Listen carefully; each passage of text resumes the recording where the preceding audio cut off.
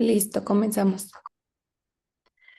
Muy buenos días a todos los periodistas y público en general. Les damos la más cordial bienvenida al webinar Protocolos Médicos y Derechos del Paciente organizado por la Asociación Soy Paciente.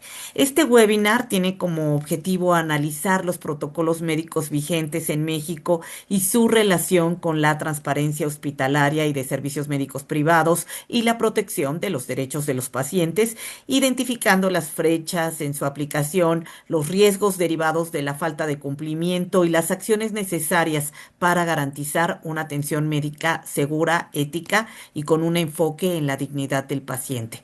La dinámica de este webinar será la siguiente.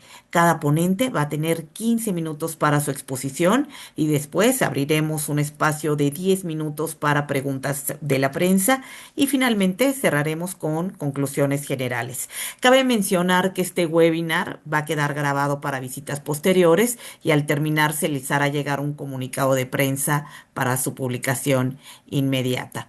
Agradecemos especialmente al Consejo Ciudadano del Premio Nacional de Periodismo por la transmisión en vivo de este webinar y en esta sesión nos acompañan dos especialistas de gran trayectoria que nos van a ayudar a comprender mejor este tema. Primero, tenemos a la maestra Moraima Cano Valdés. Ella es una gran especialista, cuenta con 25 años de experiencia y es maestra en Dirección y Gestión de Salud de la Universidad Autónoma de Chihuahua y cuenta con estudios previos en el Programa Internacional de Enfermería en Estados Unidos, así como una maestría en Educación Superior con mención honorífica y la licenciatura en Enfermería por la misma universidad. Ella posee una amplia experiencia en la gestión sectorial dentro de la Secretaría de Salud y en el cuidado hospitalario. Ella es especialista en sistemas de gestión de calidad, ha trabajado con estándares como la Joint Commission International y el Consejo de Salubridad General, además de ser evaluadora líder del modelo de calidad y competitividad. Por otro lado, también se encuentra con nosotros y nos encontramos pues muy agradecidos por ello el abogado Jesús Olivares Villa. Él es árbitro de la Comisión Nacional de Arbitraje Médico, la CONAMED. Él es un prestigiado abogado especializado en la intersección entre el derecho y la medicina y él cuenta con una amplia experiencia en responsabilidad civil médica, mediación y arbitraje. Él es licenciado en Derecho por la UAM Azcapotzalco y cuenta con una especialidad en Derecho Constitucional por la UNAM y una maestría en Ciencias Penales por la UVM. Además, él es mediador privado certificado por el Tribunal Superior de Justicia de la Ciudad de México, con formación en mediación por la Universidad de Barcelona. Actualmente se desempeña como árbitro en la Comisión Nacional de Arbitraje Médico, la CONAMED. Es coautor de diversas obras. Él ha participado en actividades académicas vinculadas con la UNAM y en proyectos orientados a fortalecer la cultura de la conciliación y el acceso a la justicia en materia médica. Además, también contamos con la participación especial del doctor Luis Fernando Hernández Lezama. Él es presidente del Consejo de Soy Paciente.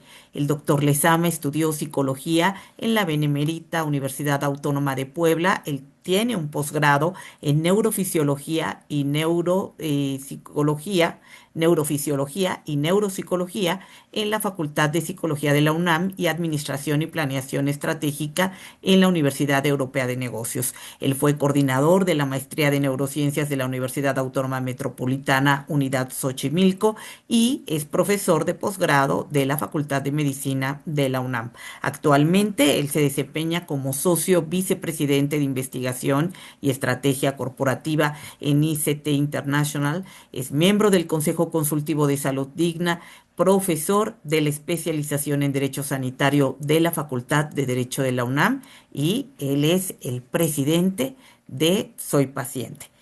Para iniciar, daremos la palabra al doctor Luis Fernando Hernández Lezama, presidente de Soy Paciente, quien nos dará un panorama sobre los protocolos médicos y el derecho de los pacientes. Adelante, doctor. Muchas gracias, Irlanda, y muchas gracias a todos por asistir, por escuchar nuestros webinarios y por participar activamente en ellos. Agradezco también muchísimo a la maestra Moraima, como también al licenciado Cano, para que nos hayan aceptado participar en este webinario que, como ustedes verán a lo largo del mismo, es de una gran relevancia.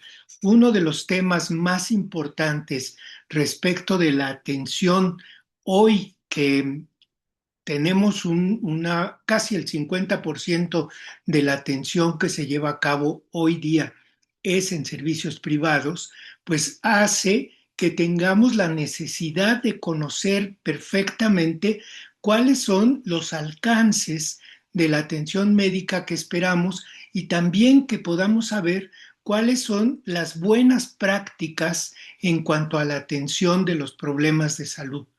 Es muy importante por el lado de la presentación que oiremos de la maestra en el sentido de la práctica como tal, o sea, el cuidado como tal y las buenas maniobras y las buenas intervenciones que deben tener los especialistas, que deben tener los profesionales y, por supuesto, el cuidado que se espera con esto. Y por el otro lado, la parte importante del licenciado en su expertise y en su experiencia en relación con la cantidad de posibles solicitudes de arbitraje que se presentan ante CONAMED, es muy importante saber también cuál ha sido, cuál es y cuál es la manera en la cual la Comisión Nacional de Arbitraje Médico toma estos protocolos como referencia para muchas de las dictaminaciones que se hacen al respecto. A lo largo del seminario ustedes tendrán oportunidad y por favor no dejen de hacerlo, de profundizar en algunos temas, de preguntar en algunas cosas y como siempre les pedimos que sirvan de caja de resonancia para los objetivos de Soy Paciente. A nosotros lo que nos interesa es que la población en general, todos nosotros que en algún momento de nuestras vidas somos pacientes, sepamos perfectamente cuáles son nuestros derechos, cuáles son las oportunidades que tenemos de tener una mejor atención y también nuestras responsabilidades, o sea, cómo debemos actuar ante cada uno de estos elementos. Yo termino con esto simplemente para decirles, Soy Paciente es una organización cuyo objetivo fundamental es abrir las puertas a todos los que necesitan orientación, necesitan ayuda, necesitan cualquier tipo de respaldo en su transcurso en el periodo de su vida como pacientes. Muchas gracias otra vez a todos y muchas gracias a nuestros excelentes invitados. Muchísimas gracias, doctor Luis Fernando Hernández Lezama, el expresidente de Soy Paciente.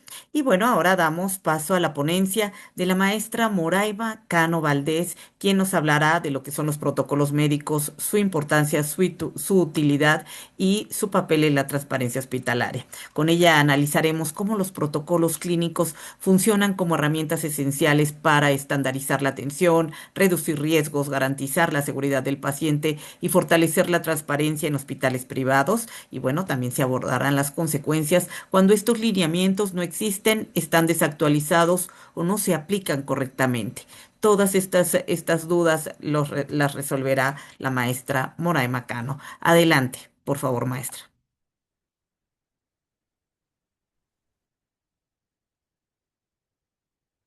La escuchamos. Creo que está desactivado el micrófono. A ver, vamos a ver. Ya quedó. Gracias. Listo. Muy buenos días. Estaba teniendo aquí un problema con el display. Buenos días a todos. Es un placer para una servidora estar entre ustedes. Gracias al equipo organizador por la distinción de incluirnos en este tan importante tema. Y bueno, desde la fría Chihuahua, en este momento les extendemos un saludo y pues vamos a abordar el tema de los protocolos médicos, la importancia que esto tiene para una atención segura y una atención basada en práctica, basada en evidencia, de tal forma que A mí me gustaría, primero que nada, abrir el panorama, pensar que cuando hablamos de protocolos de atención médica, no solamente nos estamos refiriendo a los médicos per se, tenemos a todo el grupo de profesionales que están en la atención a la salud, que son los médicos, las enfermeras, en qué momento interactúan el personal de laboratorio, en qué momento llega la ambulancia, en qué momento, incluso hasta las personas que están a cargo del voceo, vocean un código que detone un protocolo de atención en el ámbito hospitalario, lo cual requiere capacitación, simulacros, preparación, etcétera.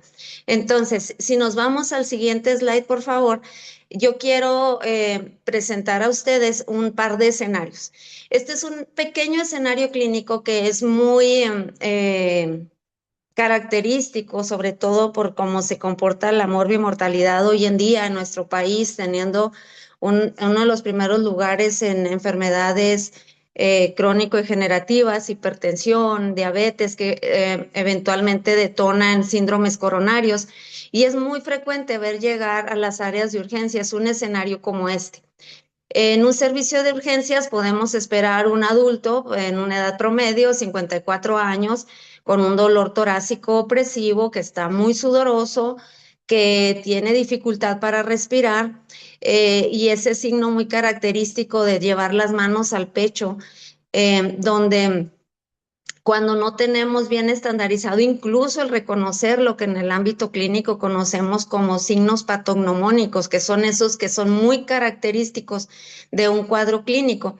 Entonces, esta persona llega aquí a urgencias, al establecimiento que a ustedes se les ocurra, y es atendido sin demeritar lo que vale un médico recién egresado, pero que no tiene todavía todas las competencias, y tal vez no ha tenido la posibilidad de tomar un curso donde se protocolice la atención al paciente con un síndrome coronario agudo. Entonces, es atendido inicialmente por este médico y por el personal de enfermería del turno nocturno. Vamos a la siguiente, por favor. Bueno, ¿qué pasa en este contexto? En el primer contexto tenemos que el médico en este hospital que no cuenta con protocolos estandarizados, el médico interpreta el dolor como una gastritis severa y administra solamente antiácidos, cosa que es muy frecuente porque el paciente no logra identificar exactamente dónde es su dolor, si es en el pecho, si es sobre el estómago, etcétera.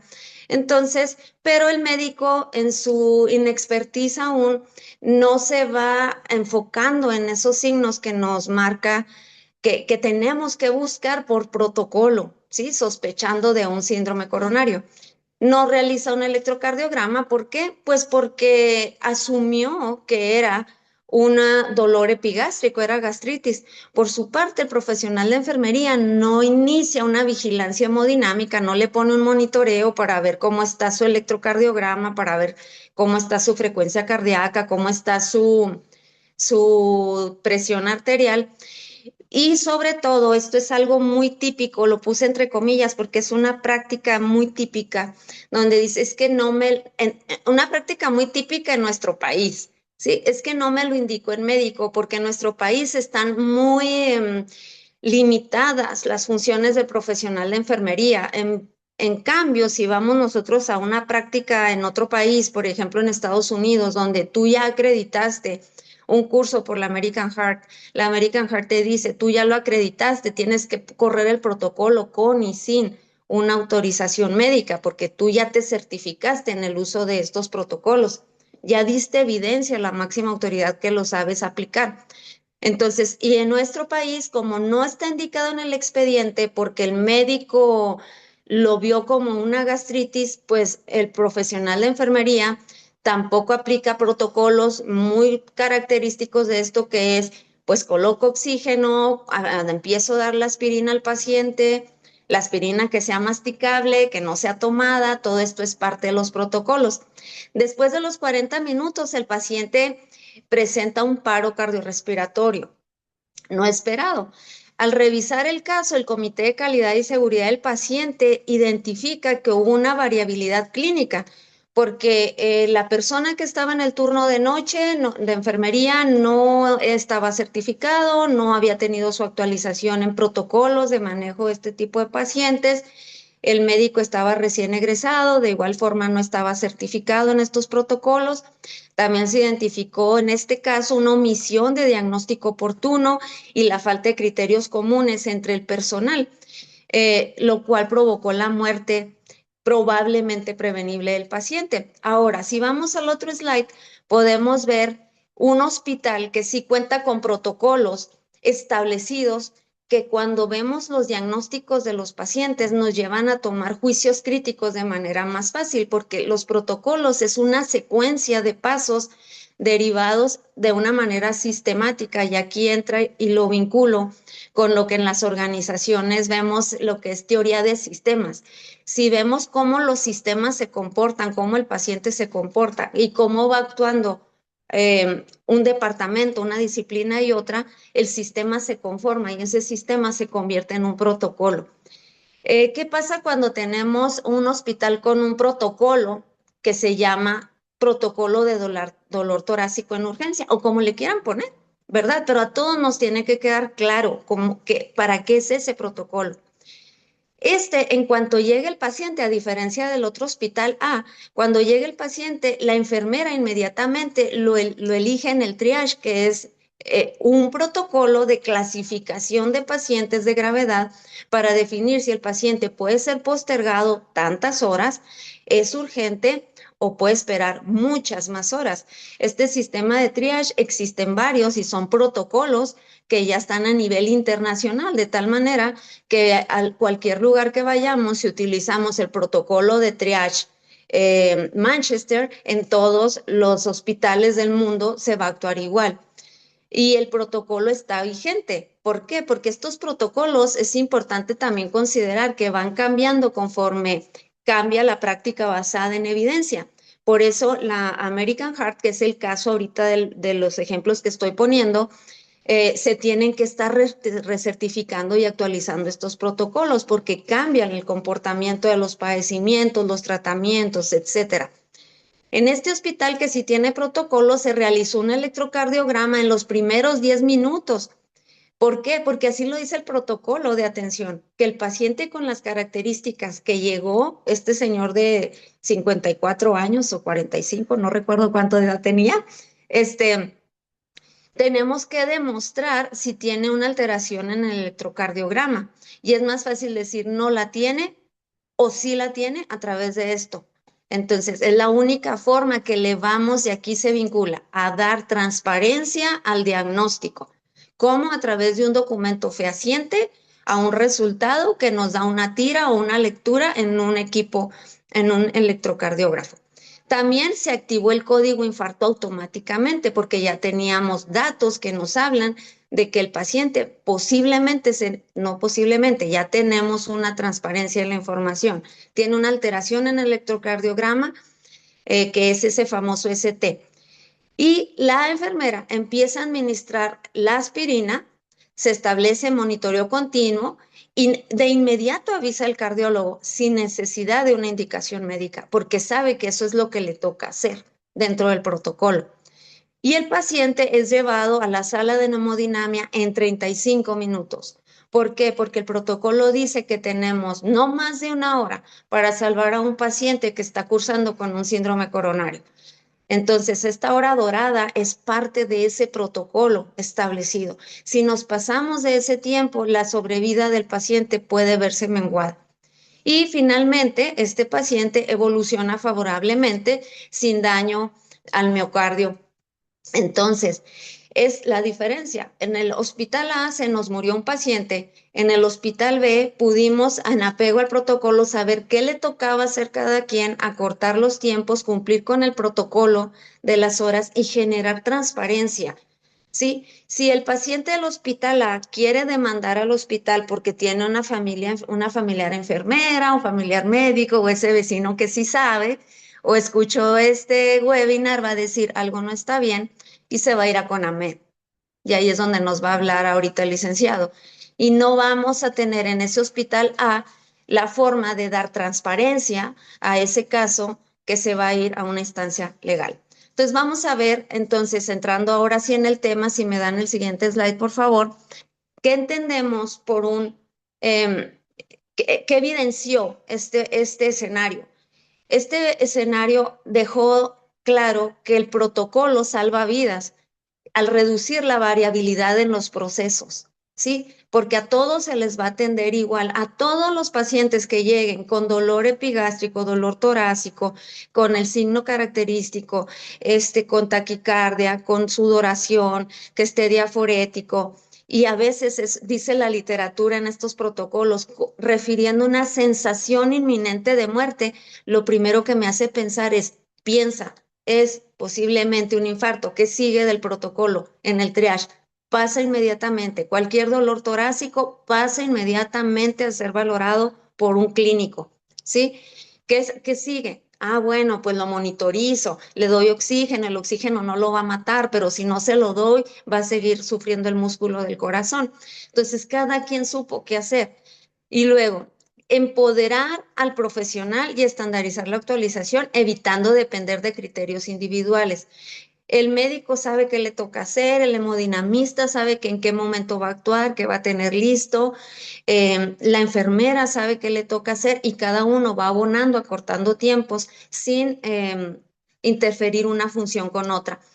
También se dejó como evidencia que seguir protocolos permite medir indicadores, lo que le da la transparencia a la atención hospitalaria.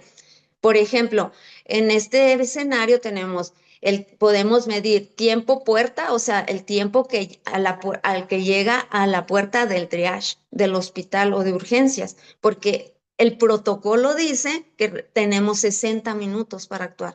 Sí, el tiempo a la puerta, balón. Balón es cuando pasa hemodinamia, cuánto duramos desde que llegó hasta que colocamos el balón o que se actuó ahí en la sala de hemodinamia. ¿Para qué? Para que salvemos el músculo, para que salvemos al paciente. Que también evidencia el escenario, que generar una transparencia, todo lo que hicimos genera transparencia, pues permite documentar qué se hizo, cuándo y por qué. De aquí se desprenden los elementos que va a tener el profesional de salud para defenderse o no ante una instancia como es CONAMED o más allá de CONAMED, porque nuestros usuarios hoy día están cada vez más informados y saben que un caso de esto puede llevar a diferentes instancias, no solamente a la CONAMED, ¿verdad? Y facilita la rendición de cuentas ante las auditorías internas y externas, como fue el caso. Lo primero que se analiza en este tipo de casos de muerte son en el Comité de Calidad y Seguridad del Paciente Intrahospitalario, pero si no tenemos algo que nosotros para la transparencia le llamamos trazabilidad de los pacientes, seguimos al paciente desde la puerta hasta que se va. Entonces, no tenemos esos elementos para dar esa trazabilidad, esa evidencia y esa transparencia. Vamos a la siguiente, por favor. Entonces, en este sentido, ¿qué son los protocolos médicos? Puse esta imagen de las herramientas como para que nos quede más claro. Los protocolos médicos son las herramientas que tenemos los profesionales de la salud para delimitar las funciones y saber qué nos toca hacer a cada uno en nuestro rol, porque tenemos cada uno roles asignados y la omisión también es un delito. También es un delito en el área de la salud particularmente, que es la que estamos hablando. Entonces, son herramientas normadas, esa es la diferencia, que nos llevan a estandarizar la atención y garantizar la seguridad. Hoy día los sistemas de aseguramiento de calidad de los hospitales nacionales e internacionales, su enfoque primordial es seguridad en el paciente centrada en la persona totalmente. ¿Sí? Son documentos técnicos que describen el cómo deben realizarse los procedimientos clínicos y están publicados cada día. De verdad que yo creo que al ritmo que hablo se actualizan los protocolos o guías clínicas. ¿Por qué? Porque cada día se genera práctica basada en evidencia y el personal de salud estamos obligados a conocer estas prácticas, desde los que somos gestores de calidad, porque si no, ¿cómo vamos a evaluar la aplicación de estos protocolos? A ayudar a los equipos que trabajan a decir, estamos fuera de contexto, esa norma ya se actualizó, ese protocolo ya se actualizó. Por ejemplo, acaban de ser actualizados los protocolos o guías de atención médica por el Consejo de Salubridad General. También tenemos las propias de enfermería a través de la Comisión Permanente de Enfermería, pero también tenemos muchísima literatura internacional. Hay mucha literatura sobre práctica basada en evidencia y protocolos hospitalarios y muy específicos para el paciente mental, para el paciente en urgencias, para el paciente crítico, etcétera. Entonces, estos también alinean al personal y reducen la variabilidad innecesaria. Uno de los objetivos que tiene para nosotros que trabajamos en la calidad es estandarizar procesos. Estandarizar es que todos lo hagamos igual para poderlo medir, para poderlo mejorar y en apego a mejores prácticas, en apego a normativa y en apego a guías internacionales, ¿por qué no? Si Doctora, esto es lo... doctora, le quedan 2 minutos, por favor. Ok, gracias, sí. Y el elemento central del sistema de gestión de calidad en salud. Vamos por la próxima, por favor. ¿Y qué utilidad operativa? Bueno, pues lo he dicho a lo largo de la charla, los protocolos mejoran la eficiencia y el orden institucional, uniforman criterios entre turnos y servicios, facilitan la capacitación y la inducción, porque estas se deben dar a conocer desde la inducción del personal, optimiza el uso de recursos, permite medir indicadores de apego, pero también es lo que da la transparencia y dan soporte documental a diferentes comités que son las autoridades de mejores prácticas en los hospitales. La que sigue, por favor. Y el papel de la transparencia, esta ya es el último slide. ¿Qué rol tiene la transparencia cuando se vincula al uso de protocolos? Pues primero la transparencia es protocolizar, es abrir las puertas a la rendición de cuentas. ¿Por qué? Porque cuando a mí me digan qué le hice a un paciente, yo presento mi expediente clínico y ahí está todo. Y si yo me apego a una guía de práctica clínica, yo lo puedo hacer explícito en mi expediente, en apego a la práctica clínica tal. Eso me da mi poder, pero también le da al que me está defendiendo o al contrario, al que me está acusando, ¿verdad? Nos ayudan clarifican cómo y por qué se realiza cada intervención clínica basado en práctica en evidencia. Generan evidencia objetiva para auditorías internas y externas y para situaciones legales, que es lo que da transparencia. Fortalecen la confianza del paciente y demuestran práctica basada en evidencia. Facilitan la publicación de procesos, permiten demostrar cumplimiento normativo ante autoridades sanitarias y certificadoras. Y creo, si no me equivoco, que ese era mi último slide. Si me dan un enter, sí, era mi último slide. Y bueno, aquí un ejemplo de las de enfermería y alguna literatura. Hay muchísima literatura de best practice y de protocolos y están a libre acceso, lo cual nos puede ayudar a mejorar la atención para nuestros pacientes y ofrecer a través de ello una atención segura. Muchas gracias. Muchas gracias, maestra Moraima Cano. Muy interesante su exposición. Aquí estamos aprendiendo todos y ahora continuamos con el abogado Jesús Olivares Villa. Él es árbitro en la Comisión Nacional de Arbitraje Médico, la CONAMED, y él nos hablará cómo los protocolos médicos y administrativos son esenciales para proteger los derechos del paciente en la práctica privada y revisará su impacto en el consentimiento informado, la claridad en los costos, el trato digno y la transparencia hospitalaria, así como los riesgos cuando estos protocolos se aplican de forma limitada o deficiente. Adelante, por favor, abogado Jesús Olivares. Muchísimas gracias, Yolanda. Muy buenos días a todos. ¿Cómo están? Es un gusto estar el día de hoy en esta charla, en esta plática. Quiero agradecer rápidamente a las autoridades de CONAMED las facilidades que me otorgaron para poder estar el día de hoy aquí. Y bueno, si me apoyan con la presentación que tenemos por ahí, vamos a dar inicio. El tiempo es breve. En realidad los temas son muy amplios, son muy extensos. Ojalá que podamos abordar adecuadamente. Entonces, iniciamos, por favor. Me han pedido precisamente platicar con ustedes acerca de este tema de los protocolos. Voy a abordar el tema de los consentimientos informados, la transparencia, el tema de los costos y procedimientos. Quisiera hablar más bien de los costos que implica, ¿no? Toda esta cuestión documental que es importante, el acceso equitativo a la información y las funciones de CONAMED. Porque hablar de consentimiento informado es un tema muy extenso, es muy amplio, tiene varias aristas, tiene muchas formas de abordarlo. Se trata específicamente de aceptar o rechazar tratamientos, de solamente firmar documentos, o es precisamente la cuestión relacionada con la autonomía de la voluntad para poder decidir de manera libre en relación a las atenciones médicas. Con la siguiente, por favor. Entonces, el análisis del consentimiento informado, vamos a tenerlo que ceñir en este momento a la cuestión precisamente médica y legal. Y no solamente porque ese sea el único enfoque que se le pueda dar. El consentimiento informado pues tiene también, como había dicho, otros matices, otras aristas. Es también, como dice, hay un instrumento de la bioética médica, se ocupa para la investigación clínica, entonces tiene que ver en todas las intervenciones del campo médico. Entonces, se dice que surge, ¿no? Inicialmente de esa idea que se tenía de lo que era el paternalismo médico, es decir, aquella visión que se tiene del médico como una autoridad que no tiene que pedir permiso precisamente para intervenir o darle tratamientos a su paciente, pero desde luego sin que él tenga bajo ningún momento dejado de observar y reconocer el sentido de la responsabilidad que tiene en la atención médica que se brinda. En la siguiente, por favor. Hay una frase histórica, ¿verdad? Que dicen que Aristóteles en alguna ocasión le dijo a su médico: no me trates como a un boyero ni como a uno que cava la tierra, sino que después de ilustrarme, primero de la causa, me tendrás puesto para obedecer.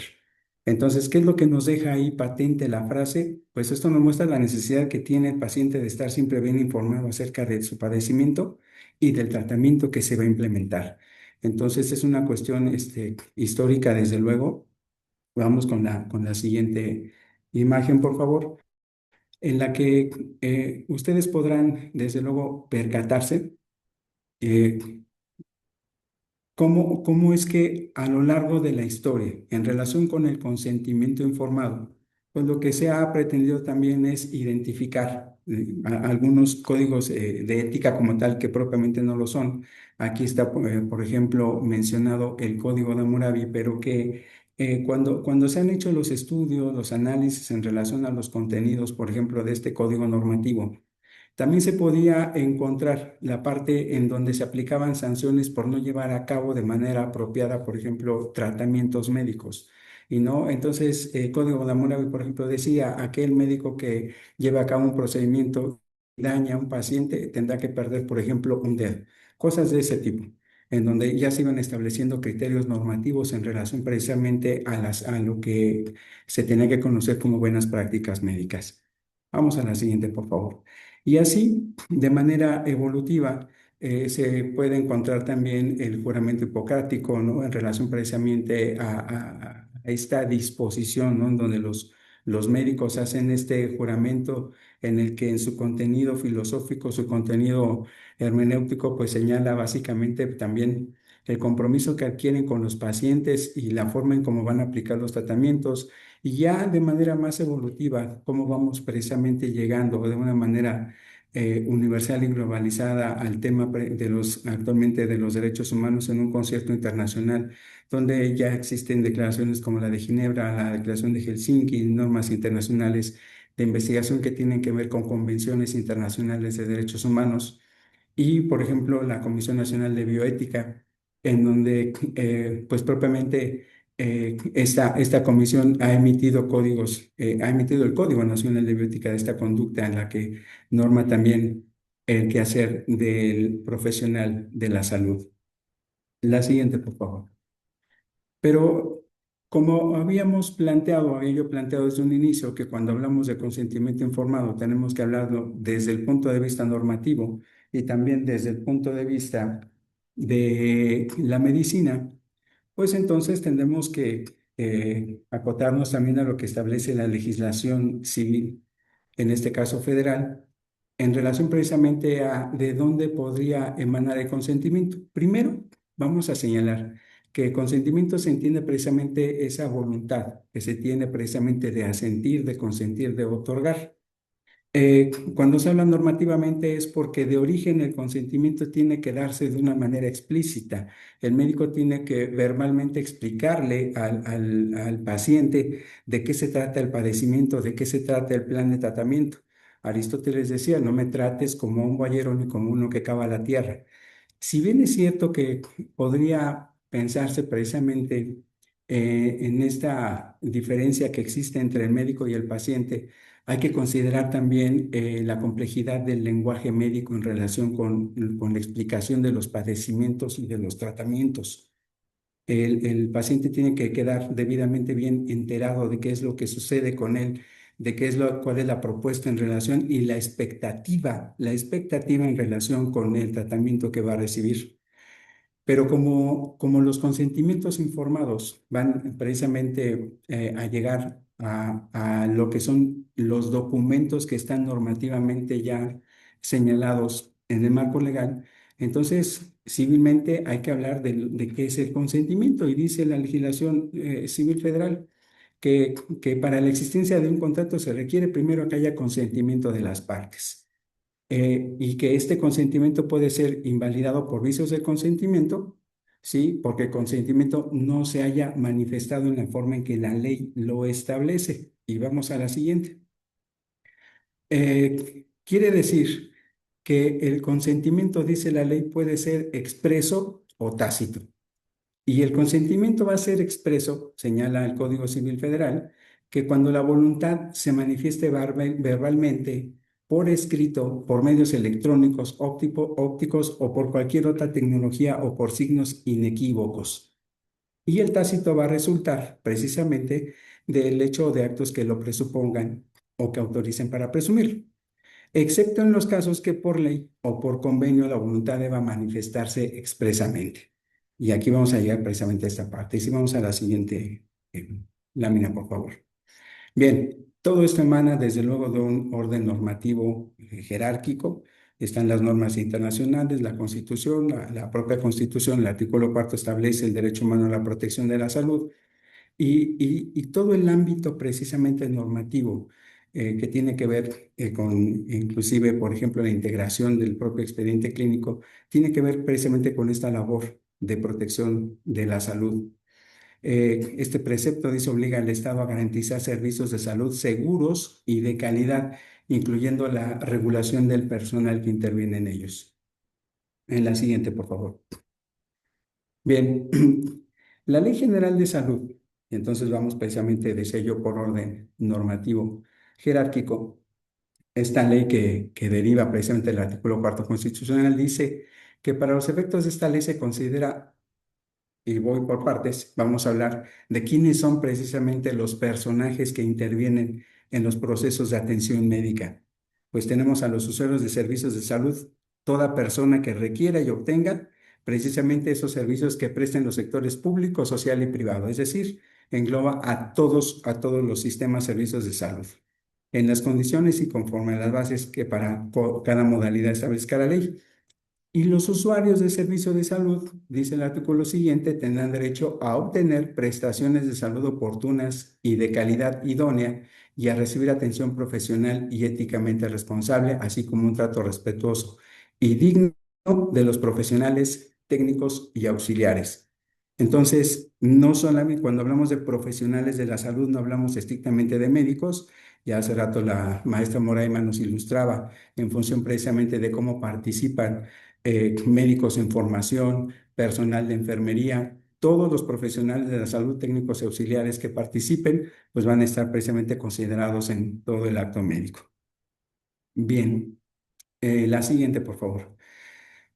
La propia Ley General de Salud establece que los usuarios tendrán derecho a recibir información suficiente, clara, oportuna y veraz, así como la orientación que sea necesaria respecto de su salud y sobre los riesgos y alternativas de los procedimientos diagnósticos, terapéuticos y quirúrgicos que se le indiquen o apliquen. Entonces, comentábamos hace un momento el tema precisamente del consentimiento informado. ¿Cómo voy a otorgar mi consentimiento? ¿Cómo puedo asegurarme de que el consentimiento no esté viciado de origen? Pues precisamente también partiendo de lo que establece la propia legislación sanitaria. Los usuarios van a tener derecho precisamente a recibir toda la información suficiente, clara y oportuna y sobre todo veraz. ¿Sí?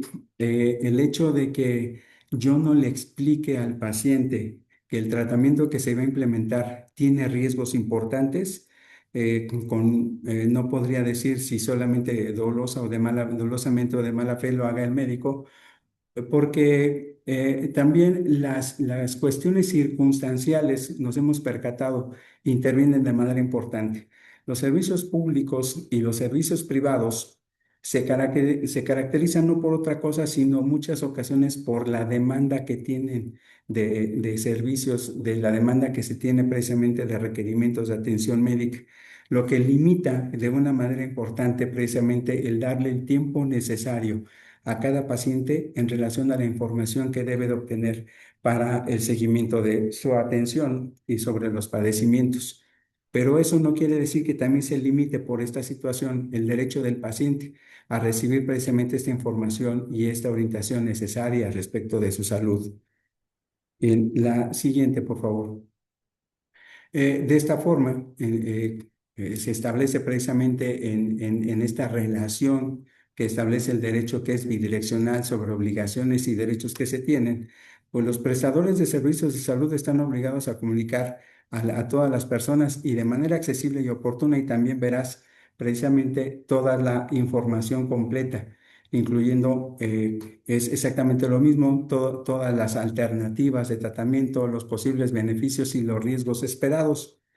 Y esto es muy importante que se comunique a los pacientes, porque los médicos sabrán perfectamente la delgada línea que existe entre un riesgo propio de un padecimiento y lo que puede ser efectivamente una desafortunada mala práctica. Esta es precisamente la labor que se tiene cuando se atiende una queja médica y este es el propósito de analizar precisamente el acto médico. El paciente recibió toda la información necesaria, estuvo de acuerdo, otorgó su consentimiento, entonces de esta forma el paciente está asumiendo el riesgo junto con el prestador, junto con el médico. Cuando se implementa el tratamiento y pudiera aparecer precisamente uno de los riesgos esperados que estaban señalados o considerados precisamente por la propia Lex Artis, por la literatura, por la experiencia del médico, entonces queda debidamente señalado y plasmado que se conocieron y se aceptaron los riesgos.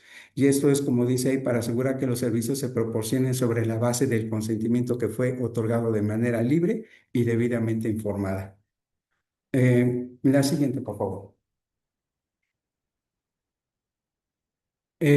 Continúa diciendo la ley que los usuarios tienen derecho a decidir libremente sobre la aplicación de los procedimientos diagnósticos y terapéuticos ofrecidos. ¿Y, y qué es lo que pasa en relación a los casos de urgencia? Porque es, digamos, de cierta forma sencillo hablar en relación a que yo hablé con el paciente, le brindé toda la información, ahora sí se generaron los documentos necesarios y se firmaron en donde queda debidamente plasmada la información que se otorgó. Pero, ¿qué hay sobre los casos de urgencia? ¿Qué pasa sobre personas que, por ejemplo, tras un accidente, tienen que ser atendidos de manera urgente y no hay ni siquiera un familiar cerca para poder obtener el consentimiento? Establece la legislación que en caso de urgencia o que el usuario se encuentre en estado de incapacidad transitoria o permanente, la autorización deberá ser otorgada pues, a través de un familiar o un representante legal. Pero cuando esto no es posible, entonces el prestador del servicio debe proceder de inmediato para preservar la vida y la salud del usuario, dejando constancia en un expediente clínico. Más adelante, ahorita vamos a ver de qué manera lo tiene que hacer, pero hay entonces casos de excepción que deben de estar debidamente considerados, pero que también deben de quedar debidamente plasmados en el expediente clínico al momento que pudiera analizarse o darse una situación relacionada con alguna inconformidad por la atención médica otorgada. Abogado, le quedan 2 minutos. Ok, perdón, me voy más rápido entonces. Si adelantamos un poquito, por favor, a la siguiente todavía. Establece en la norma oficial mexicana precisamente la importancia de la integración del consentimiento y de ahí si quiere nos vamos, y si tiene ahí ubicada la intervención de la CONAMED, por favor, para poder platicar un poco con ustedes en relación a las funciones institucionales. También me pidieron rápidamente platicar con ustedes en relación precisamente con la transparencia y costos y procedimientos. Sí quiero decirles que la información contenida en un expediente es información personal de un paciente que contiene información relacionada con los padecimientos. Hay información sensible que está ahí debidamente contenida y que el prestador de servicio tiene obligación de resguardar la información, pero no es el titular ni propietario de la información que está ahí. El paciente siempre será precisamente titular de esa información y el sujeto obligado en términos de la legislación de transparencia, pues tiene precisamente obligación de resguardarla y proporcionarla a través de los mecanismos que establece la propia legislación. Si nos vamos un poco más adelante con las láminas, por favor, por ahí anda ya la de CONAMED. Más adelante son tan amables. Hay obligación de que el personal que presta los servicios esté debidamente identificado.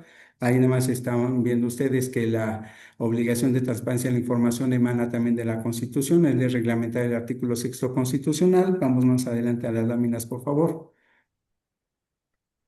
Un poquito más adelante para encontrar ahí la de CONAMED, la función de CONAMED emana también de la legislación sanitaria. Dice la Ley General de Salud que las quejas que los usuarios presenten por la atención médica recibida deberán ser atendidas y resueltas en forma oportuna por los prestadores de servicios a través de los mecanismos que establezcan o cuando la solución corresponda al ámbito de su competencia. Continuamos, por favor.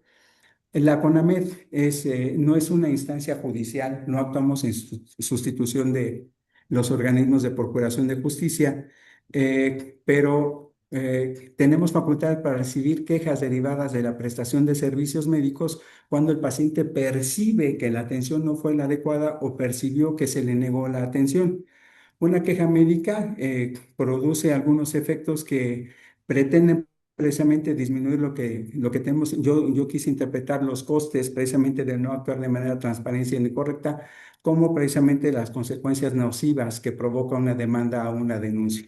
Porque una demanda, una denuncia afectan tanto al paciente como al médico, perjudican a las familias, no se trabaja de manera adecuada.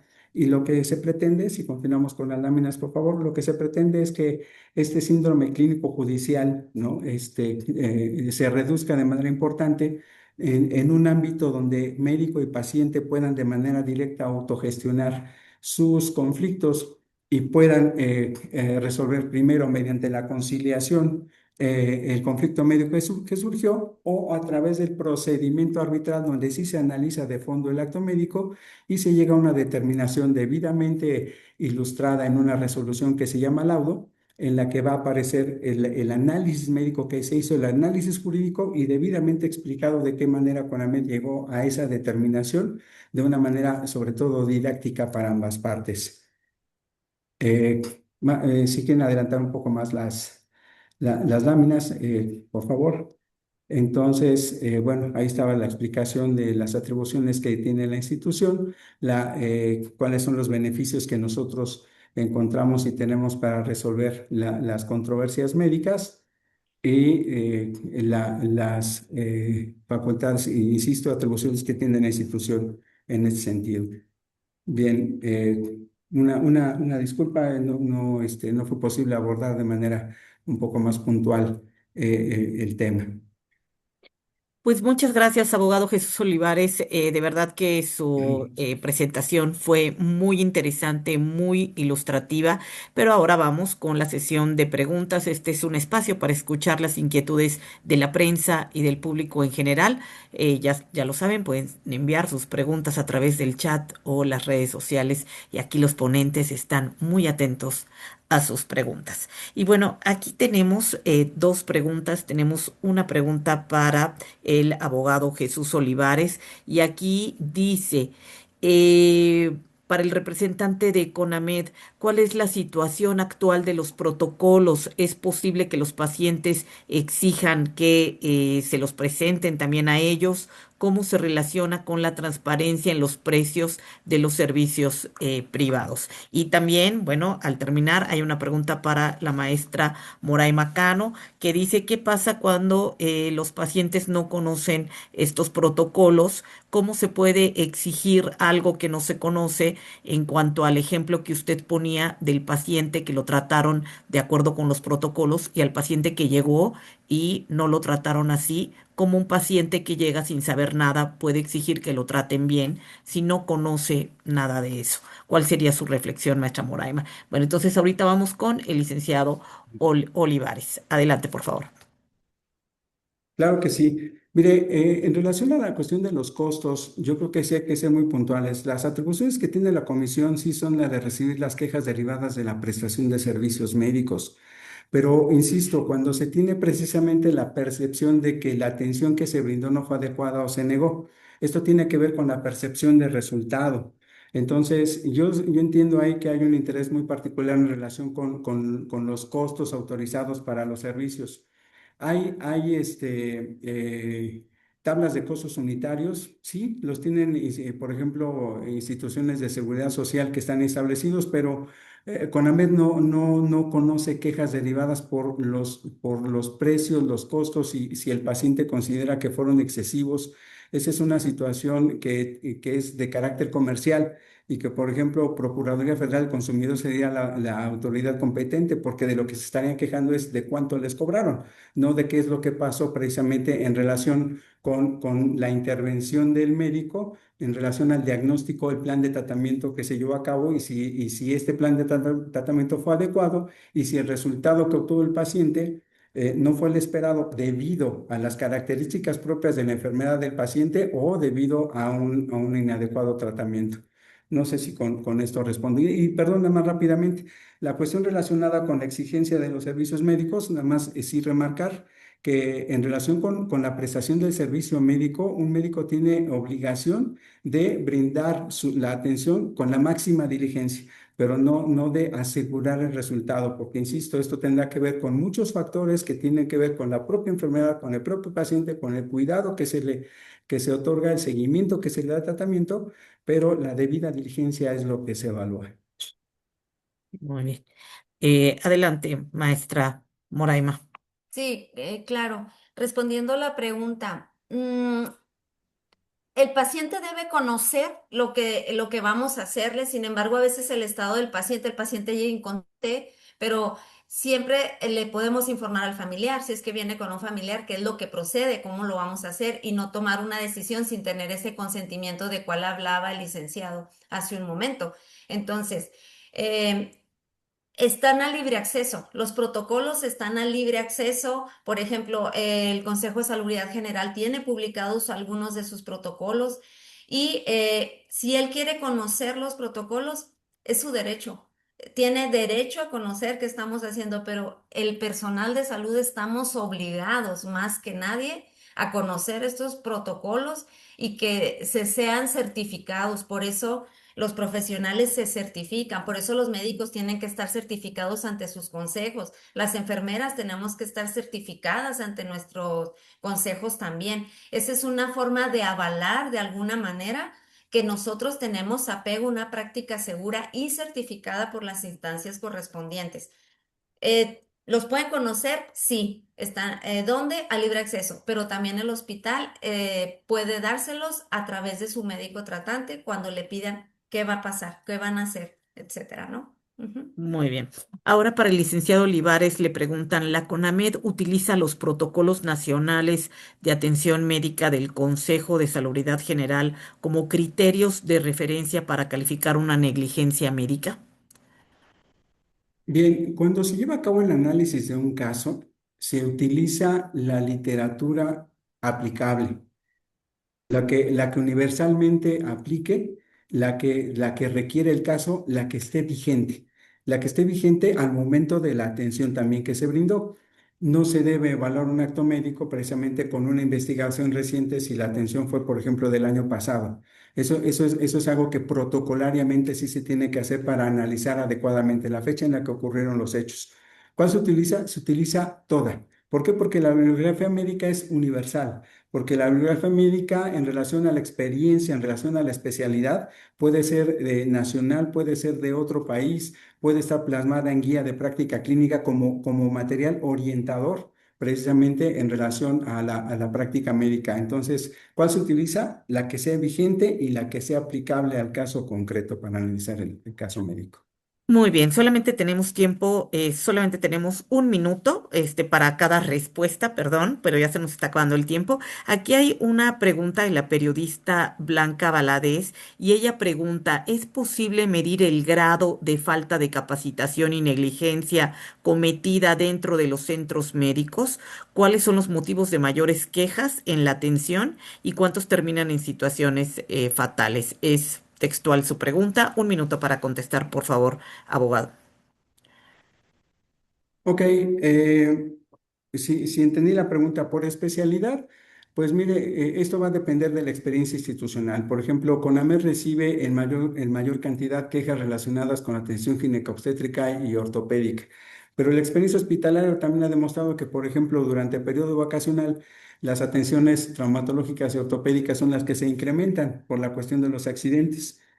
Analizar el grado precisamente de la negligencia con la que se ocurre pues también nos ha permitido a nosotros, y lo pueden corroborar en las cuestiones de estadística, de qué manera, por ejemplo, hay algunos servicios médicos en los que de manera reiterada incurren en ese tipo de faltas. La CONAME tiene instrumentos precisamente también para brindar algunas recomendaciones, opiniones, siempre buscando mejorar la calidad de la atención médica. Ese es uno de los propósitos que tiene CONAME, no solamente al recibir quejas, sino también contribuir a la mejora en la calidad de los servicios de atención médica. Muy bien. Y maestra Cano, de favor, solo un minuto para contestar. ¿Es posible medir el grado o falta de capacitación y negligencia cometida dentro de los centros médicos? Y también aquí preguntan, ¿ante qué instancia deben acudir los médicos tratantes para gestionar formalmente la entrega del expediente clínico a un paciente cuando éste lo solicita? ¿Cuál es el procedimiento para la entrega de este expediente clínico? Sí, claro. La evaluación de las competencias se hace desde el ingreso de un colaborador a una organización y lo está incluido en los sistemas de aseguramiento de calidad, en el estándar SQE, cualificaciones del personal. Por eso tenemos que ver si está colegiado, si está vigente su colegiación, etcétera. A lo largo de su estancia existe otra forma de ir fomentando eso, que es a través de programas de capacitación y quien lo valida internamente es el COCACEP, el Comité de Calidad y Seguridad del Paciente. Cuando tenemos algún evento, cualquiera de los tres tipos que sea, también es algo que se evalúa. Si fue competente, si tuvo apego, entre otros factores. Y tratando de responder cómo se le hace entrega. Partiendo de lo que dijo el licenciado Olivares hace un momento, el expediente es del paciente, no es del hospital, nosotros solo lo resguardamos. Él tiene derecho a pedirlo cuando quiera y a quién se lo pide, eso depende de la política establecida por cada hospital. Normalmente tenemos el archivo clínico y quien autoriza la salida de ese expediente es la figura de la dirección médica, porque tenemos todo un protocolo para la entrega segura. No se lo podemos entregar a ninguna persona que no sea el paciente o que tenga un documento bien legalizado de que es su apoderado, etcétera, porque es la información sensible y es de él. No se lo podemos entregar a ninguna otra figura, a excepción de la ley. La ley sí podemos entregárselo. Ajá. Bueno, muchas gracias, maestra Cano y abogado. Bueno, llegamos al final de este webinar y bueno, les recordamos que este tema, bueno, fue muy interesante como ustedes vieron y si ustedes quieren entrevistas, con todo gusto pueden solicitarlas para profundizar con estos temas. Agradecemos a todos por compartir su experiencia y conocimiento. Aquí quedó claro que los protocolos médicos son una herramienta necesaria para proteger a los pacientes y para eficientar la transparencia que tanto se requiere en los servicios de salud. salud. Ahora vamos a las conclusiones de nuestros ponentes, por favor, y bueno, solamente tienen 2 minutos para concluir. Adelante, maestra Moraima. Gracias, sí. La conclusión desde la visión de un gestor de calidad es que entre más controlados tengamos los procesos a través del establecimiento de protocolos, de procedimientos, estamos más cerca de llegar a una atención segura para los pacientes. Para esto tenemos que tenerlos claros, documentarlos de acuerdo a la operación, de acuerdo a nuestro tipo de paciente, de acuerdo a nuestros recursos, y teniendo siempre claro que debe ser práctica basada en evidencia y como decía el licenciado Olivares, la práctica basada en evidencia es mundial, entonces no podemos centrarnos solo en lo que hacemos aquí en Chihuahua. Ajá. Y finalmente, invitar como conclusión de que todos los que trabajamos en el ámbito de la salud estamos obligados a conocer estos protocolos y estas mejores prácticas en pos de garantizar la seguridad en la atención a nuestros pacientes. Muchas gracias. Y bueno, ahora vamos con el abogado Jesús Olivares. Sus conclusiones en 2 minutos, por favor. Claro que sí. Pues mire, desde la perspectiva de un árbitro, invitar a todos los prestadores de servicio médico a integrar debidamente el expediente clínico. El expediente clínico es este documento que tiene toda la relatoría patográfica de un paciente y que brinda certeza jurídica tanto al prestador del servicio médico como al propio paciente, que incluso ante la presentación de quejas o demandas de carácter de mala fe, este documento siempre los va a proteger. Va a quedar debidamente plasmado todo el actuar médico, todo el tema del diagnóstico, todo el tema del tratamiento, todo el tema terapéutico y de recuperación del paciente. El acto médico se analiza de manera integral. Y de esta forma, voy a aprovechar para responder por ahí una inquietud. ¿Defendemos usuarios de servicio médico? ¿Defendemos a médicos? No lo hacemos.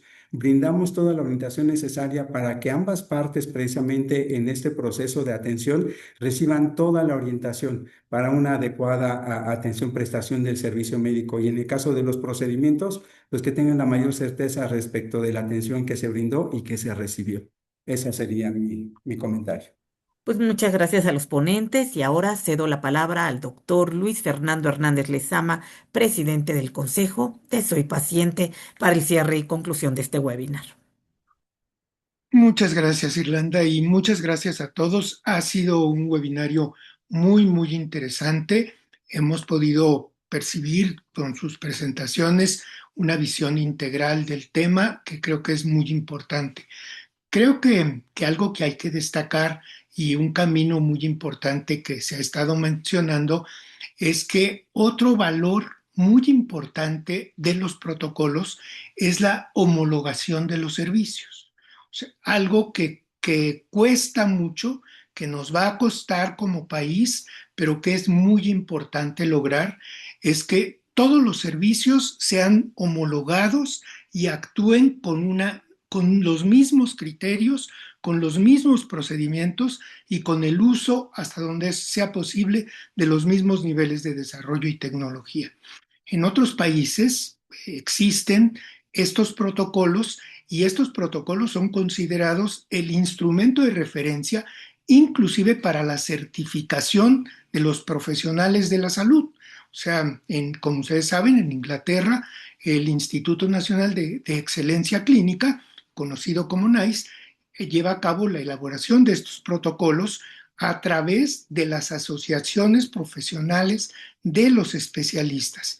Y la práctica de la atención de una enfermedad se ciñe estrictamente a lo establecido en el protocolo, que de otra manera puede redundar en sanciones para los médicos e inclusive en perder su propia licencia de funcionamiento.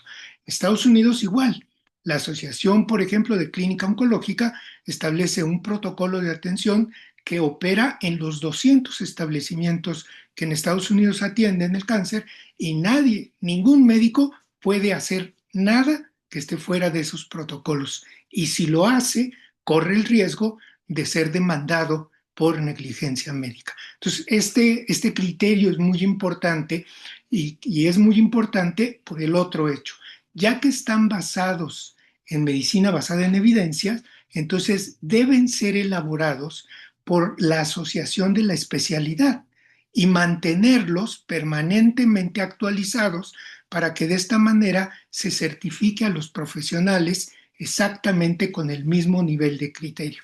Creo que ese es un camino en el que nosotros vamos a continuar. Seguramente esa ha sido, hasta donde hemos oído, la intención del Consejo de Salubridad General de desarrollar estos protocolos. Creemos que serán de gran utilidad para la continuidad de la atención.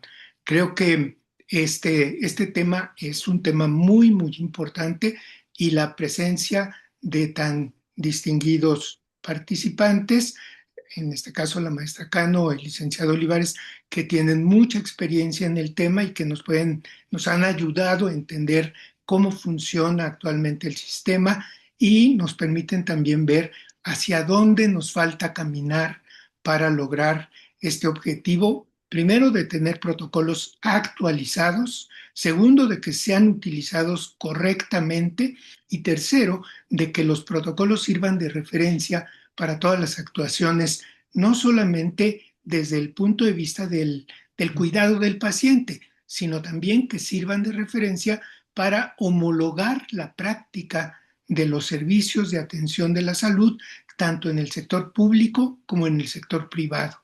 Creo que ese es un punto también muy importante que hay que destacar. Les agradecemos a todos su interés, su participación en este tema y esperamos que Soy Paciente siga siendo una fuente pues de referencia confiable, una fuente que les permita atender, presentar sus necesidades y sus temas y nosotros estaremos siempre dispuestos a servirle. Y le agradezco también a la periodista Irlanda Maya que nos haya coordinado este evento, como siempre lo hace con una gran habilidad y con un muy profundo conocimiento y estrategia para esto. Muchas gracias a todos y esperamos que nos acompañen en los próximos eventos y como siempre la grabación estará disponible para todos los que quieran acceder a ella y también nuestros invitados están accesibles para que si algunos de ustedes quieren entrevistarlos, quieren contactar con ellos y profundizar en algunos de los temas, por favor acudan a nuestra página para que podamos ponerlos en contacto y puedan avanzar en este sentido. Muchas gracias a todos y un excelente día. Muchas gracias, doctor Lezama. Pues agradecemos profundamente a nuestros distinguidos ponentes, a la prensa, al público que nos acompañó. Gracias al Consejo Ciudadano del Premio Nacional de Periodismo por su apoyo y difusión. Gracias en la producción de este webinar a Isela Herrera, Ana Lucía Altamirano y todo el equipo de producción que lo hace posible. Con esta reflexión final reiteramos que la transparencia es un factor determinante para la defensa del paciente y el respeto a sus derechos y que los protocolos deberían ser el primer eslabón para lograr una atención suficiente, clara y veraz sobre su situación médica. Muchas gracias a todos. Hasta la próxima.